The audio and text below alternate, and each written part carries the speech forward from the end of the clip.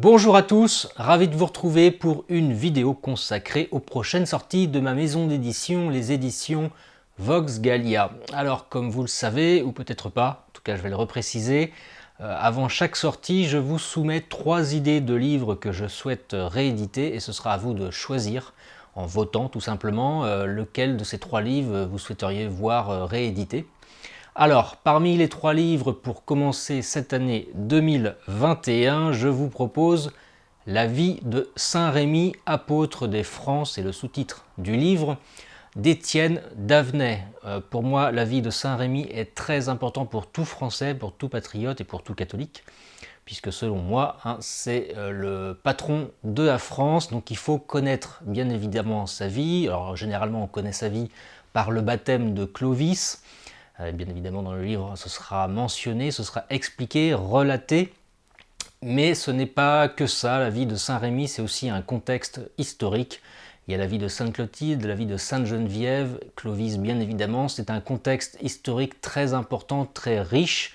Et c'est vraiment, la lecture de ce livre va vous amener aux racines de la France chrétienne, et toute personne catholique française patriote doit connaître la vie de Saint Rémy, même si on n'a pas énormément d'informations sur sa vie, pas beaucoup de sources sur sa vie. Il y en a suffisamment en tout cas pour en faire un magnifique livre d'Étienne Davenet que j'ai lu et que je trouve juste extraordinaire, que j'espère que vous allez le choisir. En même temps, les 3 choix, j'espère que vous allez les choisir, c'est à vous de décider. En tout cas, ce sera le premier choix que je vous propose, la vie de Saint Rémy.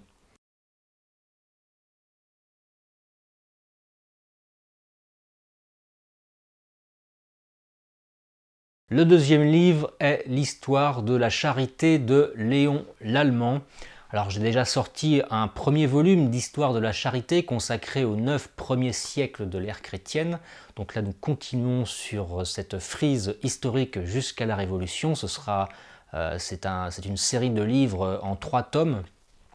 En 4 tomes même, mais le premier était sur la partie antique qui m'intéressait un petit peu moins. Peut-être qu'un jour je le ressortirai, mais en tout cas je souhaite sortir le deuxième livre. Maintenant ça fait 2 ans que le premier est sorti, qui a rencontré son petit succès. Pour ceux qui l'ont lu, je vous invite à découvrir le premier volume de l'histoire de la charité. Et donc là, ce sera l'apothéose de la charité. Les 9 premiers siècles de l'ère chrétienne, c'est une charité qui se construit, notamment grâce aux ecclésiastiques, aux évêques qui ont pu redresser une France un petit peu cabossée. Et ensuite, donc, le Moyen-Âge qui est l'apogée, comme je le disais, notamment par rapport au XIIIe siècle que je connais bien, qui est un grand siècle charitable pour décliner progressivement jusqu'à la Révolution. Mais ça, nous le verrons dans le prochain livre, puisqu'il en reste plus qu'un jusqu'à la Révolution française. Voilà donc l'histoire de la charité de Léon Lallemand. Si vous avez lu le premier, j'espère que vous avez envie de lire le deuxième. Et si vous n'avez pas lu le premier, vous pourrez en tout cas acheter les 2 et avoir une vision un peu plus globale et générale de cette histoire de la charité.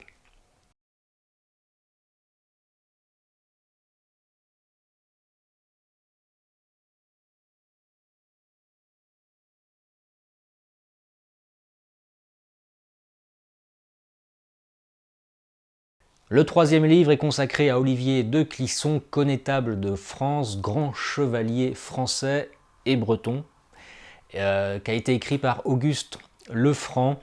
Donc c'est dans la série un petit peu des grands capitaines du Moyen-Âge, des grands capitaines français.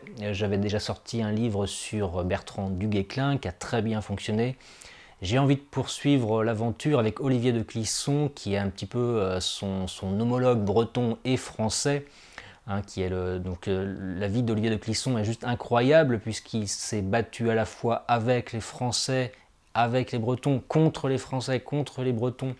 Il a participé à une période importante de l'histoire de France, qui était la guerre de Cent Ans, mais aussi à la guerre de succession du duché de Bretagne. Il va être opposé dans un premier temps à la dynastie des Valois pour une raison toute évidente, puisque Philippe VI de Valois, le roi de France, a fait exécuter son père Olivier IV de Clisson. Il va participer aussi à la fameuse bataille d'Auray, dont il y a une vidéo sur ma chaîne Gallia. Voilà, en gros, c'est la vie d'un grand féodal qui est contemporain de Bertrand du Guesclin, que j'ai sorti également. Donc vous allez pouvoir vous replonger dans ces vies tout simplement héroïques de notre histoire de France, à la fois sur le duché de Bretagne, pour ceux qui s'intéressent à l'histoire de la Bretagne, mais aussi sur l'histoire de France, bien évidemment, et être confronté à des personnages qui ont vécu des moments importants, des moments clés de notre histoire de France, comme je le disais tout à l'heure, notamment par rapport à la guerre de 100 ans.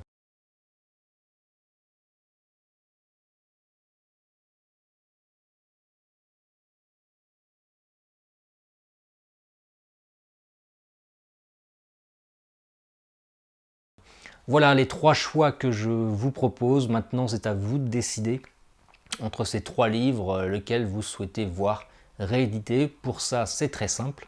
Il suffit de cliquer sur le lien qui est en description de la vidéo. Vous allez arriver sur un formulaire et vous allez simplement cocher pour le livre que vous préférez. Voilà, je vous dis encore une fois merci. Ce sera la première réédition de l'année, mais il y en aura d'autres. Ne vous inquiétez pas. Je vous souhaite une très bonne journée, à bientôt et vive la France, salut!